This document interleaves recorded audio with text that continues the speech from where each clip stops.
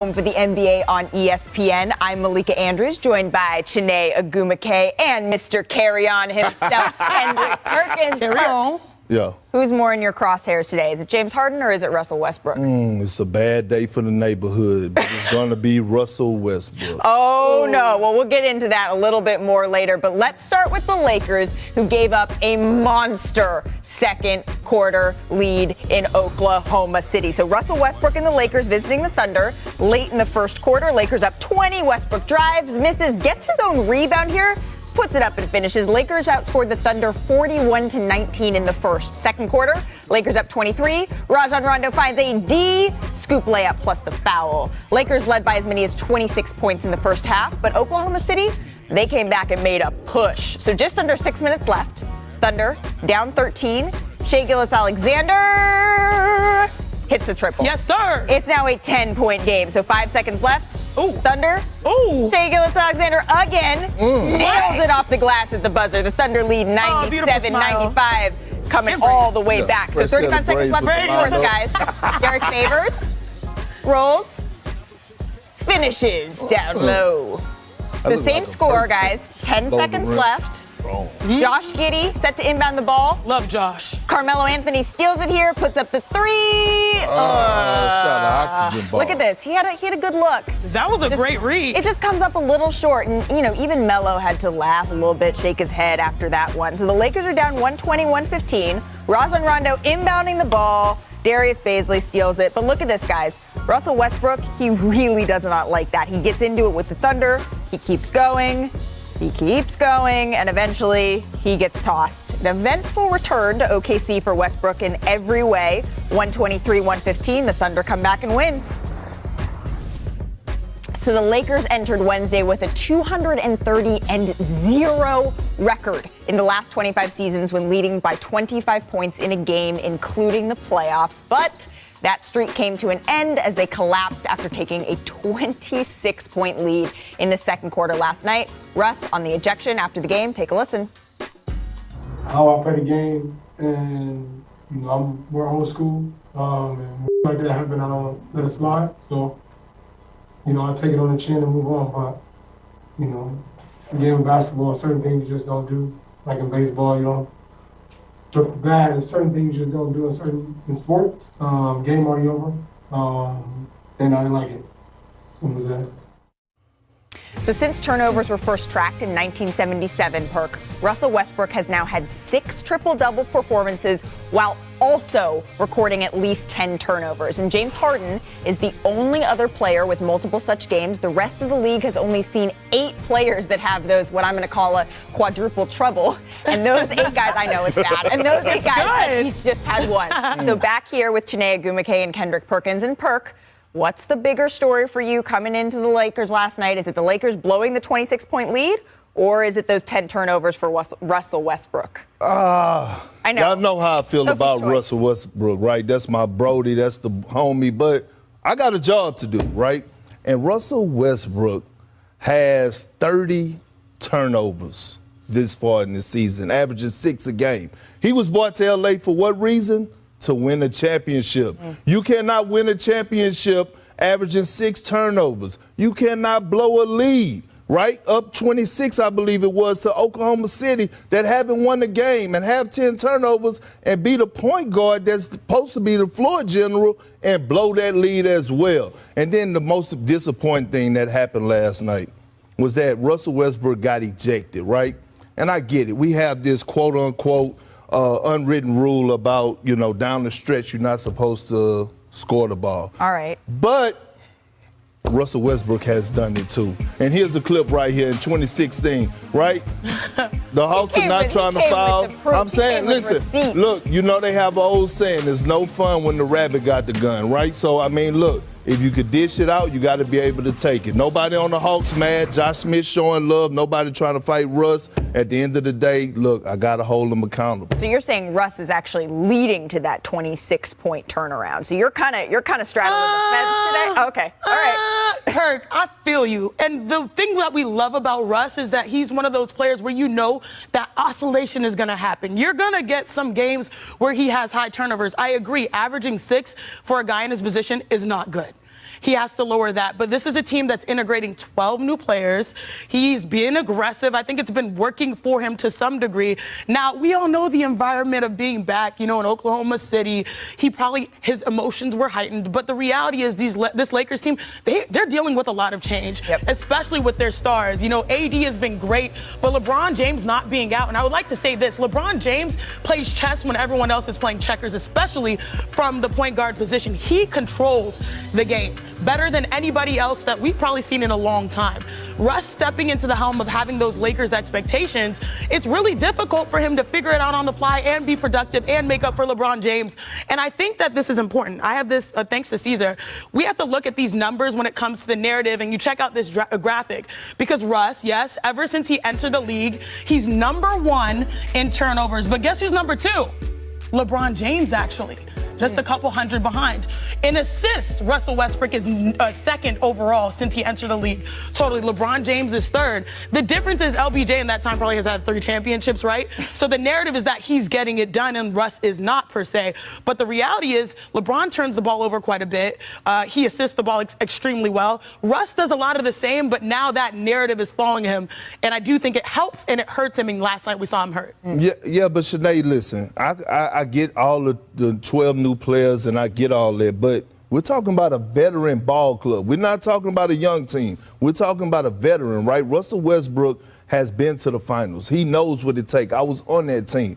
LeBron James has 4 championships, right? So, I mean, you think about his turnovers, a lot of turnovers wasn't his fault. Russell has a lot of unforced turnovers. It's a difference that we don't show that stat, but we'll show just the turnovers and not the unforced turnovers. And I think the part that I'm sort of pushing back on is giving him a little bit of grace at the start. Okay. Now, if we see these 6, 7, 8 in about 10 games from now, all right, I'm going to put on the heat. But he's dealing with a lot, and I think the way he does it is by playing so aggressive, and it's worked for them in instances, but it comes with Russ. You know how that goes. Right. Highs and lows, but you're right. He has to be consistent for this team, the Lakers, that are full of veterans. Well, and when you go into Staples Center and you're talking to folks around the Lakers, they say, all right, give us patience. Give us a little bit of time. We're going to need a little bit of time to get this together. But the Lakers are now 2-3 without LeBron. They also have Anthony Davis hobbling a little bit. So, Chiney, what are going to be the keys to kind of turning this around? I think they need to find control. They got to stop. First of all, I love the accountability that the Lakers had. AD said, look, this is not like a crutch game or something like that.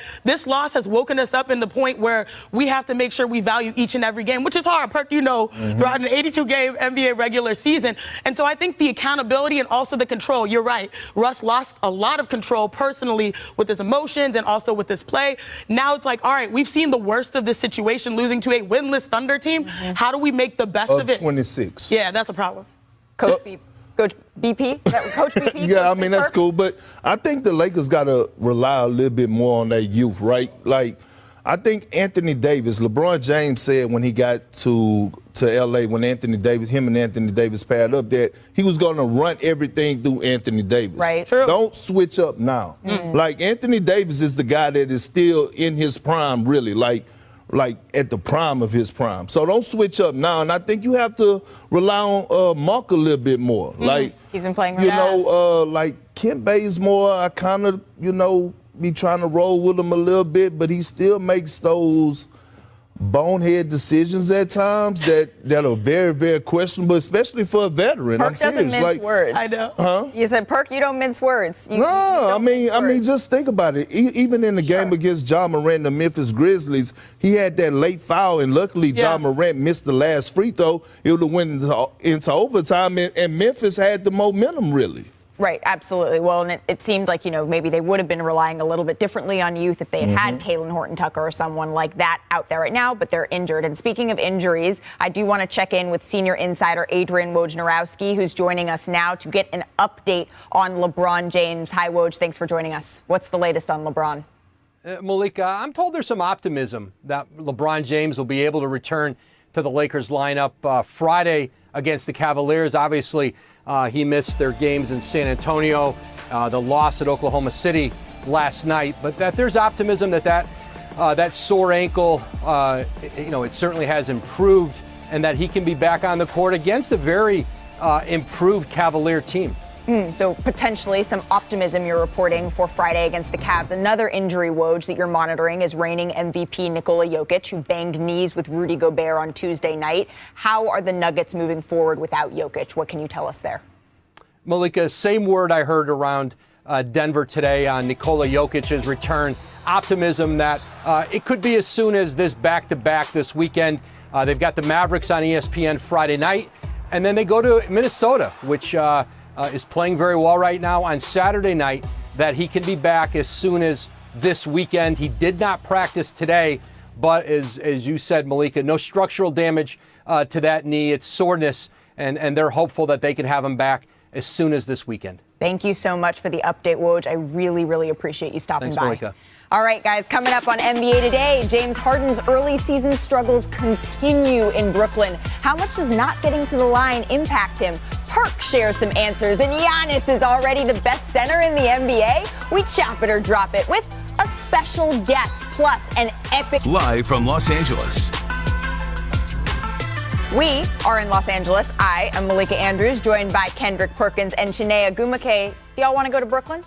Yes, Let's BK. do it! Headed to Brooklyn, where James Harden and the Nets were in action against the Heat. Harden is still getting used to the new foul rules. So this is early in the game.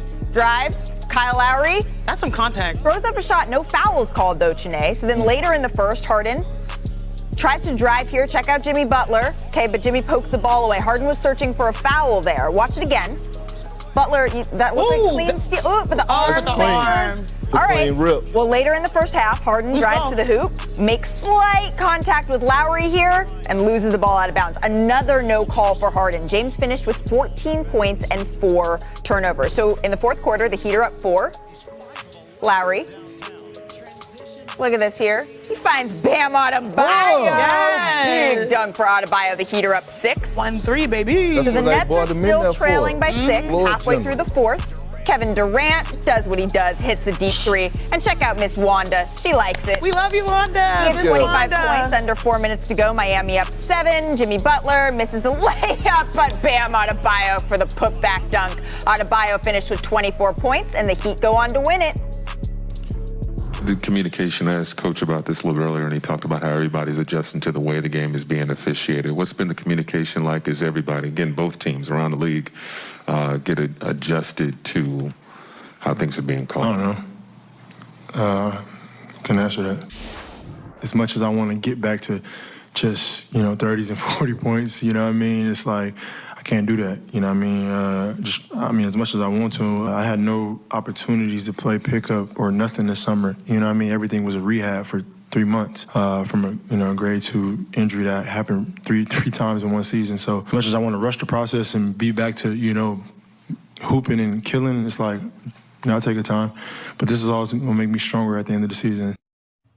Shout out to Michael Grady for the question. A lot to unpack here with the Nets and the Heat. And Perk, you hit the group text last night, and you sent a link to the James Harden postgame sound we heard. You woke Chiney up from her nap. She said she was taking a nap at like 8 o'clock. She said it was her pre-sleep, and I'm not even going to get into that. Pre-sleep, I love it. What's your reaction to Harden's rationale here? Ooh, big exhale. You know what? Let me say this, right? For James Harden, when we're talking about the new officiating, right, and how the NBA is being officiating right now, the fans love it, right? And James Harden is one of the most prolific scorers in the NBA. Yes. Okay, so when you look at the guys that get buckets, when you look at Steph Curry, it haven't affected him. When you look at Kevin Durant, it haven't affected him. When you look at Trae Young, it haven't affected him, right? But it affected James Harden. Why? Because you might want to look at your coach, Steve Nash. He's the one that pointed it out when y'all were battling against Trae Young, and he was the one that was complaining. See, everybody want to talk about it's the officials, but little do they know it's the coaches that come up with that. It's the coaches that come up and sign off on these certain rule changes. So, the thing is about James Harden is right now he's struggling, and I just feel like that Kevin Durant need him the most, especially with Kyrie Irving being out. And right now, James Harden is just not there. it's not scary hours. It might be weary hours. Even though Halloween is coming, it's not scary. It's a little weary. We're not shook. We're not scared. You a fan of candy corn? Because I am. Candy corn? No. So, wait, what? Malika? What? Malika likes candy corn? Like section by section, color by color. All right, today, what do you think of what Perk just said? You know, I think some of the issues that James Harden is having, and he alluded to this after the game, his hamstring lingering over. And we know as athletes, hamstrings are the most, one of the more tricky injuries. They just linger. You can feel good. You work out for 2 or 3 weeks, and then all of a sudden I was like, it's nagging again. And he did say that, hey, I was not able to play pickup, during the offseason, which to a hooper, that's our air. You know what I mean? Like, that's if your candy corn. That's your rhythm. And so I'm not surprised if he's not playing pickup. The season starts. He's trying to find his groove. He's dealing with his hamstring. And Kyrie, who's supposed to take some of that perimeter off-ball responsibility off of him so he can breathe and get a few more breaks. I think that this is an accumulation of probably a really rough start for him. Yeah, and that what you said about feeling good and then not feeling good could explain why, at the beginning of the season, James Harden told me I feel as well as I've ever felt. And then it's like, all right, now I get on the court. You get a couple practices. So let's talk about the team that won the game then, the Heat, Perk. Miami is 3-1 on the season. 3-1. What impressed you the most so far about that? It's their defense and their tenacity. When you look at the Miami Heat, look, I said this before the season started, that they're my dark horse team to win the championship. I would not be surprised if they're holding up the trophy after this season. When you look at their starting five, I call them goons from Dade County. You already had Jimmy Butler. You already had Bam out of the Bayou. I know I messed his name up. But it's all good. And then you add Kyle Lowry along with P.J. Tucker. This is the best defensive team in the NBA. And then they're well coached by one of the top coaches in the NBA, in Eric Spoelstra. Well, if we're talking about top, if you're saying Eric Spoelstra is one of the top coaches, shout out the University of Portland. We need to teach you, Perk, about a new game that we started since the last time you were here. It's called the Top of the Top. Oh, it's fun. Can you guys kind of join me over here? Of course. All right. So the Top of the Top, Perk. It's where we highlight the top plays, the top moments from around the league. So today's Top of the Top, we're going to go over the top moments from last night's slate. You ready? All right. Let's get it. You ready? Let's get it. All right, top poster. We're starting with Colin Sexton, who usually saves his best dunks for his left hand. Oh! Yikes. They call him the young bull for a reason. Yes. Oh, my goodness. And over 6'9" Nicholas Batum. That was filthy. Ooh. I love it.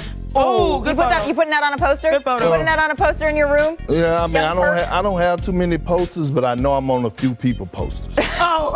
Perk. All right, top combo, C.J. McCollum. Look, poor Brandon Clark. Oh, Jimmy. Yes, pump fake. Yes, twist. What? Y'all see the pivot? My goodness. Crossover, tween, cross, heavy. Look at that, pump fake, 360. CJ, why you gotta do him like that? You know what that's called? It's called skills and drills. That's called Birkin bag. Oh my He's not in just a bag, he's in his Birkin. It is Birkin bag. You gotta get on a list for that. He's in his Birkin. You have to be asked to have a Birkin bag. You have to be asked for that. Very All right, true. but that wasn't the top crossover. Let's take a look at the top crossover. That belongs to Cole Anthony. Let me see this. Ooh. Oh. Ooh. Ooh. All right. Yeah. Screen helped a bit. You know what? Yeah, I mean, this By LaMelo. I like that. But, it's kind of hard for the defender because he's trying to force it into the screen, but Cole Anthony has really been balling. Oh, yes. Yeah, he's been on one. All Okay. right. Look at a little Game look. two. All right. Top game winner. It goes to Harrison Barnes, who has been balling this season. Take a look at this. Fun fact. Look at this. Same McDonald's All-American class. Clutch. Yeah, HB. There's nothing Devin Booker was right in his face. Yeah, ain't right nothing in you his can do face. about that. Nothing you could do about that. That's textbook defense, and Harrison just an inch of room. Look at Buddy Hield. I love A it. little light Happy. celebration. I love it. I love it so much. All right, well, so last time that you were here, Perk, we want to give you another chance at the game winner. Oh. We want to give you another Let's chance go. at the Where's my game ball? winner. Where's Where the ball at? We know I'll it hit you didn't with a go clean. how we wanted it to last time. Let's see. Let's go, Buzzer Big Potter. beater. All right, see that. inbound pass. He got 3 seconds. We got 2 seconds. He Let's got go. the hoop. You ain't gonna set me up. I'm gonna go into my bag on that one. Birkin bag. Yeah. That's how you up the. And that was an and one. The and one. Son. Yeah. Welcome back to NBA Today here with Janae and Big Perk, and we're about to debut a new game here on the show. But first, I wanted to ask you something, Perk. You just started a new podcast with Marcus Spears, aka Swag. Yeah. What can you tell us about the podcast? You know, first of all, it's two country boys. Wait, we hear too much from you too often. I think we should go to a special guest. Should we? Do we have someone else? Do we have What's someone else? going on? Wait, do we have a surprise for you? Hey! There you go, my brother from the sandbox. So what is this podcast all about? What's up, Swagoo? Hey, Thanks for joining Swagoo. us. The NFL Live extraordinaire, but we're doing a little crossover today. A little crossover. What's the best part of the podcast? No doubt, y'all. First of all, y'all killing it. I love to see y'all up there, family, and thank you for having me in your humble abode today. Listen, the podcast is the podcast is what me and Perk do all the time. We talk a lot of bleep. Okay? We talk about real life. We talk about his game, my game. We do our thing, man. That's the bro. A lot of people don't know. I've been knowing Perk since the year 2000. We go that far back. So it's not just two dudes that got on TV and hooked up.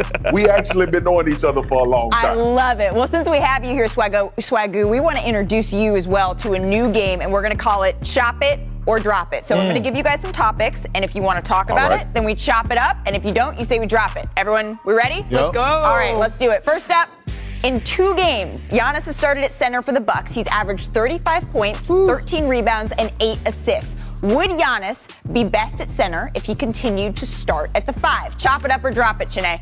I'm going to say chop it up. I love championship teams have to reinvent themselves, and by putting Giannis in the center position, making that his strength, and everyone else around him knocking down shots, I love that move. You got to keep it fresh if you want to win another one, right, Perk? I do. Right. And I think when you move Giannis to the 5 position, guess what? You're putting him in the best position to be what? Successful. And that's what he's doing right now. He's dominating. He's the most dominant player in the league. He's athletic. He's 7 foot, strong as an ox. And we heard what Anthony Edwards had to say about him yesterday.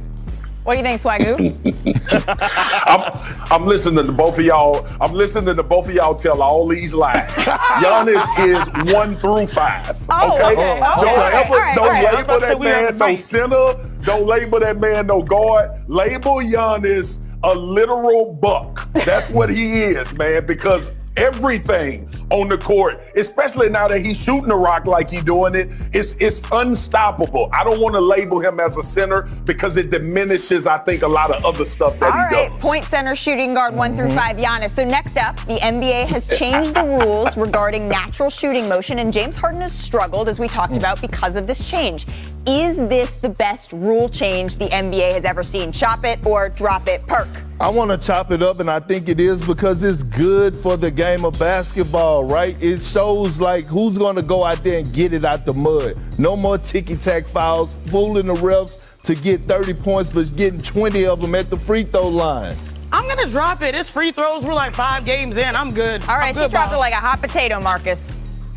Look at that. I like it. It gets the NBA back to being physical. Everybody always talking about the league soft and dudes don't really ball like they used to. LeBron couldn't play in the 90s. AD couldn't do what he wanted to do in the 90s. Now you got to play physical when you go to the hole. I love it. And that was the idea, to even it up on offense and defense, right? All right, next, the Celtics are 0-2 at home and 2-3 on the season. Are the C's struggles a cause for concern? Chop it or drop it, Perk?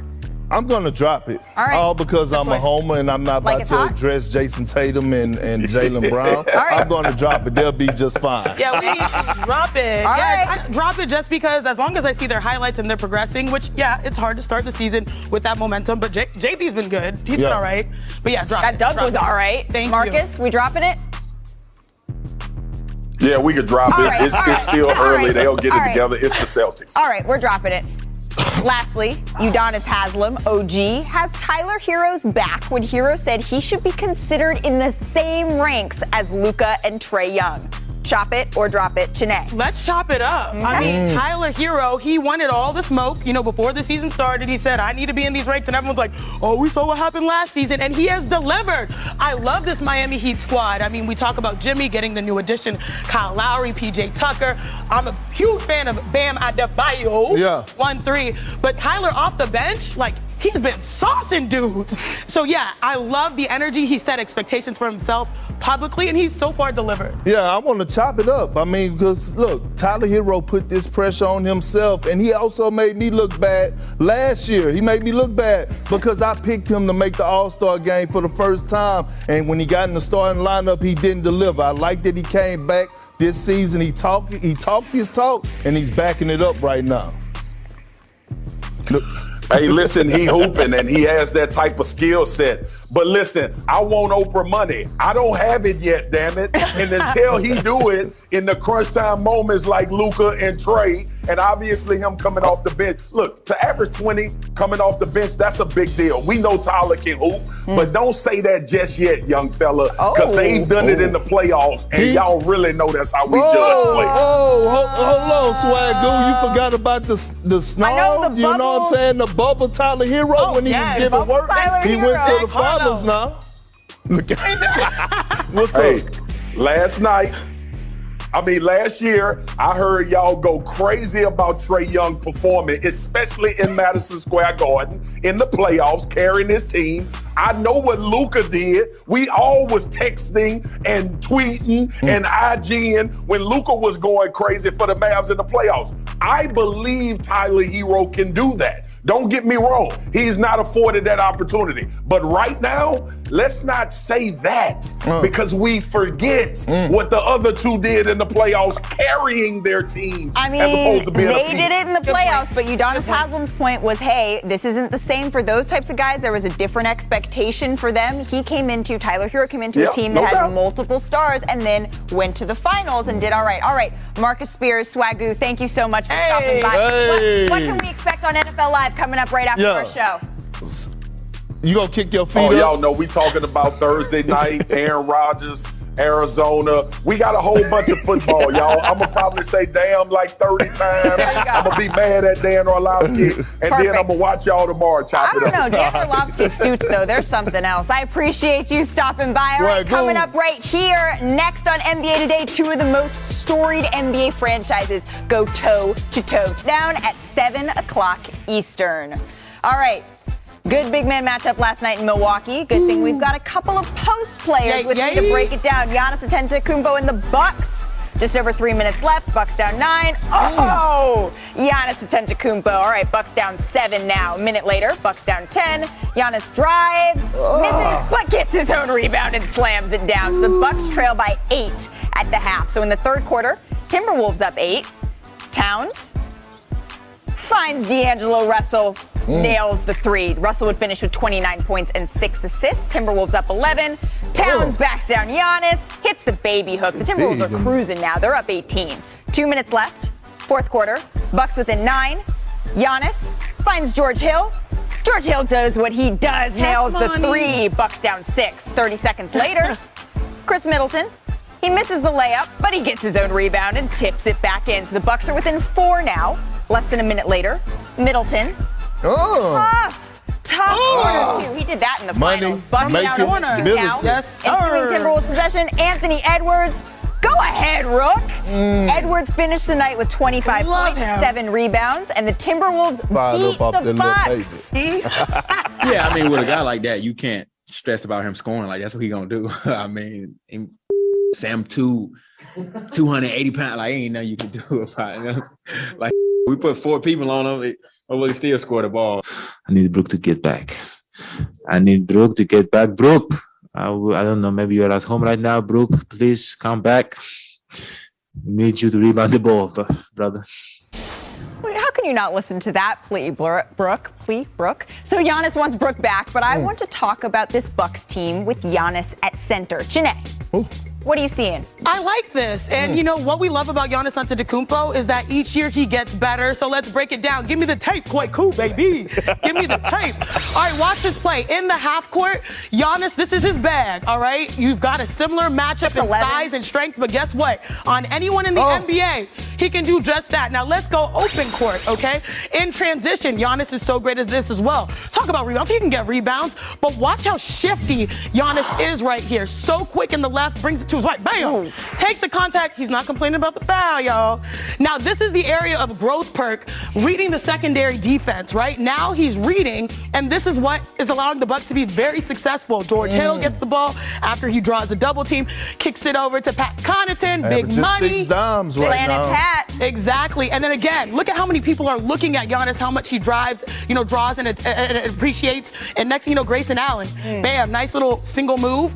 This is the area of growth for Giannis. We know what he can do in the half court and also in full court. Right. But now the next level of his game is being able to distribute and make his team better. And they have the comfort level, right, Perk? Now that they won a championship, they feel good. Those shots are so much easier to make. Yeah, he has the confidence. Yeah. And like I said before, Giannis is the most dominant player in the NBA. In my opinion, he's the best player in the NBA. Well, what I loved about that last play that you just showed is on the Bucks practice facility court. They actually have 5 squares on the floor outside of their 3-point line for guys to go to their boxes, right? And then for Giannis to cut into the middle so that he's creating that space that they have literally drawn onto their court. They've literally drawn that onto their court. But Perk, you were really high on the Timberwolves at the start of the season. What have you seen from Cat? Big man to big man. I was high on them because of Anthony Edwards, but when we talk about Karl Anthony Towns, freeze it.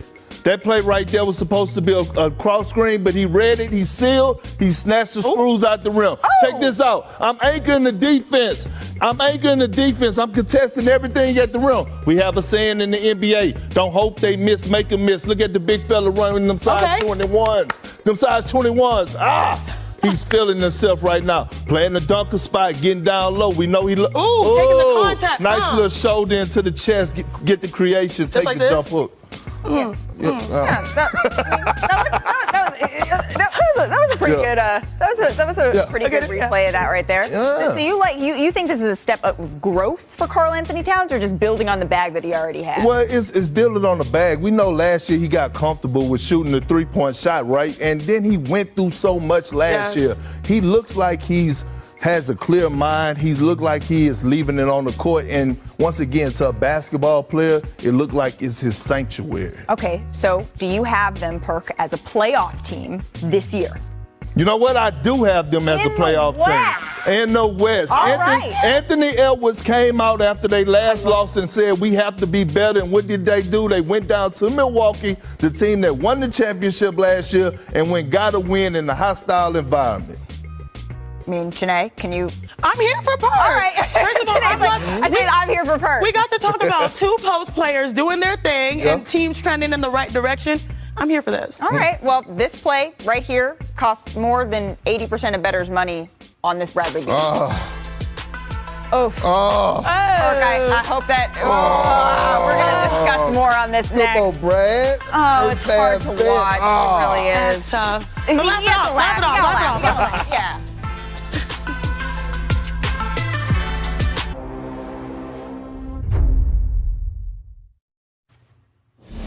The Knicks and Bulls have been 2 of the top teams in the league this season. Chicago enters as one of 3 teams without a loss, while the Knicks have only dropped 1 of their 4 games. Both rank in the top 5 in net efficiency, and the Bulls lead the league in 3-point percentage. And before our wonderful viewers tell me to pump the brakes, yes, the Bulls have had the easiest schedule in the league thus far, and the Knicks have had the second easiest. They're tied for the second easiest. But as one Bulls staffer told me, you got to beat the team that's in front of you. Amen. These have been the teams that have been in front of you. And this is the first time these 2 teams have played each other while both having winning records since April 11th, 2013. So, Chiney, What are you most looking forward to about this matchup? I love strength on strength matchup. So you've got the strength of the Knicks defense, flex on Malika, versus now this new look Bulls offense that is, as you mentioned, best in the league from 3-point percentage.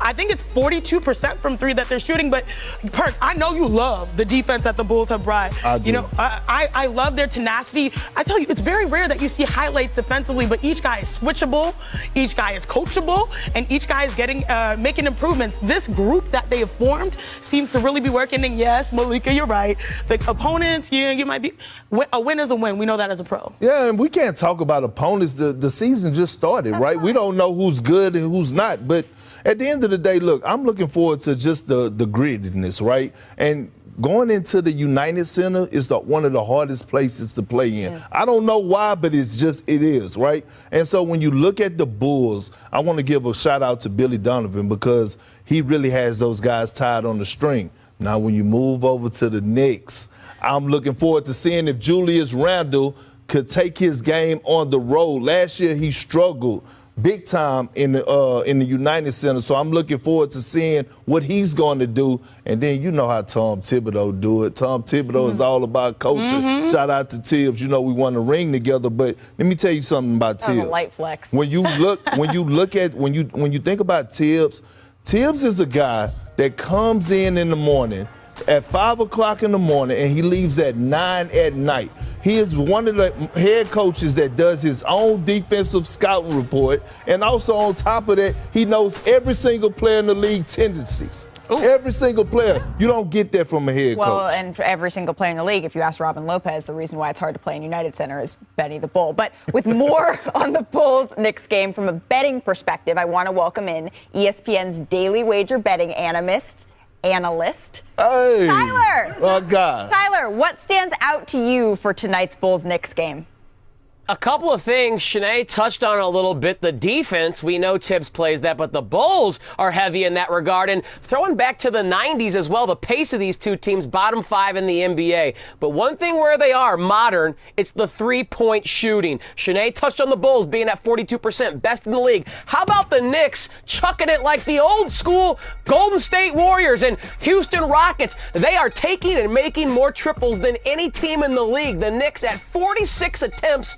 For perspective, Steph and the boys at Golden State only taking 36 attempts per game. So whoever wins the three-point line tonight, or whoever plays better defense, I'm thinking might win this game. I'm going under, though, at 216. All right, Tyler, so quickly, what's a prop bet that Perk should be taking? Yes, tell me. All right, Perk, I know you don't like to wait for your lettuce. You want it to happen in the first 24 minutes. Right, but I'm a first half type of guy.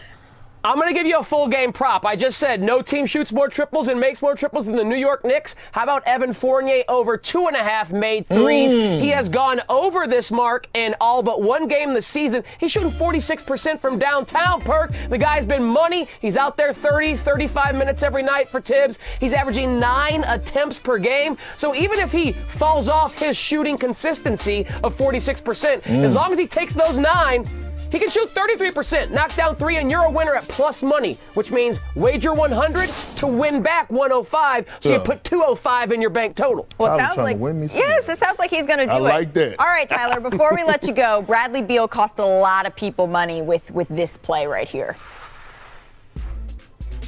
Yeah, Malika, this is tough. If you were betting the over, like Perk, this is a first half bet. You see, if you do the math there real quick, 62 plus 52 is 114. I believe the total closed at 115. So that money right there for Brad Beal, if he makes that, 79% of the bettors who went over in this game for the first half would have cashed. Instead, those two misses mean 79% of the first half over bettors are going home with the L on their forehead, fellas and ladies. Maybe, Tyler, this teaches Perk that sometimes you got to stay awake for the second half. Thank you so much for hanging out with us today, Tyler. We will talk to you soon. Tyler's best bet for the Knicks Bulls 2 props run.